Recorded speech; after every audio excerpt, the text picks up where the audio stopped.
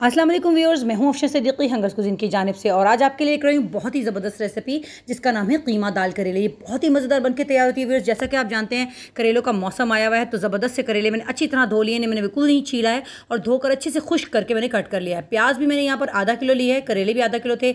आधा किलो प्याज को सौटे कर लिया है काट कर। चने की दाल मैंने आधा कप ली है और इसको हल्का सा बॉयल करके मैंने रख लिया। अब जो प्याज वाला ऑयल था मेरा, उसी के अंदर मैं थोड़े से जो है करेले फ्राई करूँगी। हल्का सा मैंने फ्राई करना है इसको। मैंने नमक लगाकर बिल्कुल नहीं रगड़ा है, बिल्कुल नहीं अच्छे से इसको ये किया है, वरना ये बहुत कड़वे हो जाते हैं। तो आपने बस इसको कट करना है, अच्छे से धोना है, फिर खुश्क करना है और इसको बिल्कुल रगड़ना नहीं है, वरना बहुत कड़वे हो जाते हैं। तो फिर ये मेरा आजमाया हुआ तरीका है। बहुत ही ज़बरदस्त करेले बन के तैयार होते हैं। देखिए हल्के से फ्राई करके मैंने निकाल लिए हैं। अब जो प्याज मैंने हल्की सी सौटे करके रखी हुई थी उसको मैंने निकाला है। थोड़ी सी प्याज हम इसमें से लेंगे और इसके बाद हम वही बचा हुआ ऑयल हमने इसमें शामिल कर दिया है जिसमें हमने प्याज फ्राई की थी।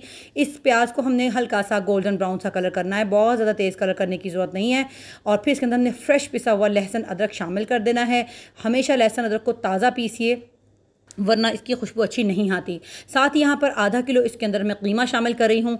बीफ ले लीजिए, मटन ले लीजिए या चिकन, जो आपका दिल चाहे। यहाँ मैंने बीफ शामिल किया है आधा किलो और थोड़ा सा मोटा कुटा हुआ कीमा है ये। और इस तरह से हमने इसको हल्का सा भूना है लहसुन के साथ। अब इसमें हम शामिल करें ज़ीरा 1 टीस्पून है, हल्दी जो है वो हाफ़ टी स्पून है, गरम मसाला भी हाफ़ टी स्पून है, लाल मिर्च पिसी हुई 2 टीस्पून है और नमक 1 टीस्पून है। अगर आप चाहें तो मिर्च थोड़ी कम कर सकते हैं, वैसे इसके साथ ये बिल्कुल परफेक्ट है। इसके रेशो के साथ ज़बरदस्त इसका कॉम्बिनेशन बनता है। मसाले को भूनिए, कीमे में शामिल कीजिए। मसाले को अच्छे से हम भूनेंगे ताकि इसके कच्चेपन की स्मेल जो है वो दूर हो जाए। देखिए अच्छे से ये भुनता चला जा रहा है। तो फिर अब यहाँ पर मेरा जो कीमा है वो भुन चुका है।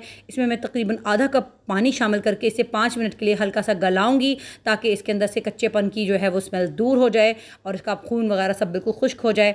अब देखिए हमारा कीमा जो है हम इसे कवर करके रखे और ये हमारा 5 मिनट के अंदर अंदर इसका जो है गल जाएगा। तो देखिए 5 मिनट में ये गल चुका है, क्योंकि इसे हमें बहुत ज़्यादा गलाने की ज़रूरत नहीं है, बाकी चीज़ों के साथ भी अभी ये पकेगा।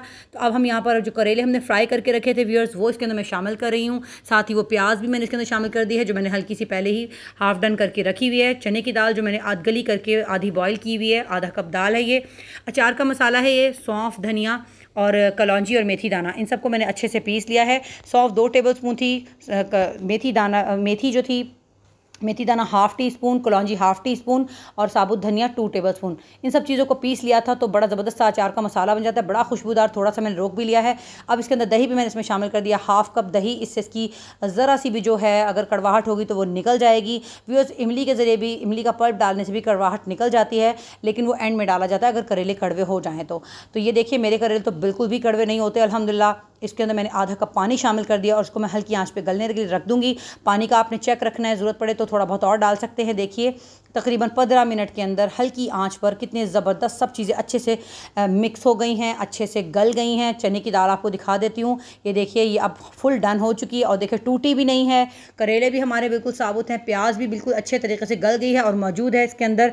साथ ही जो एंड में मैंने थोड़ा सा बचा कर रखा हुआ था अचार का मसाला खुशबू वाला, वो इसमें शामिल कर देंगे। हरी मिर्चें इसमें ऑप्शनल हैं, अगर अच्छी लगती हैं तो डाल लें, अदरवाइज़ इसमें हरी मिर्चों की ज़रूरत भी नहीं है। ये देखिए ये वो पल्प है। अगर आपके करेले खुदा न खास्ता कड़वे हो जाए तो आप इसमें शामिल कीजिए। मेरे करेले कड़वे नहीं हैं तो मैं इसमें शामिल नहीं करूँगी। तो अगर आपको कड़वे हों करेले तो आप इसको इमली के पल्प को डाल के 5 मिनट दम पे भी लगा सकते हैं। हमारे करेले बन के बिल्कुल रेडी हो चुके हैं, इनको डिश आउट कर लिया है अल्हम्दुलिल्लाह। ये बहुत ही मज़ेदार बन के तैयार होते हैं। बहुत ही यूनिक रेसिपी है, मैंने अपनी दादी जान से सीखी थी। आप इसको अपने घर पर ज़रूर ट्राई कीजिएगा, इंशाल्लाह ये आपको बहुत ही मज़ेदार लगने वाली है। तो मेरे साथ रहिएगा। शुक्रिया। अच्छी अच्छी रेसिपीज़ को जानने के लिए मेरे साथ रहिएगा। मेरे चैनल को लाइक कीजिए, सब्सक्राइब कीजिए, शेयर कीजिए, दुआ में याद रखिएगा। शुक्रिया।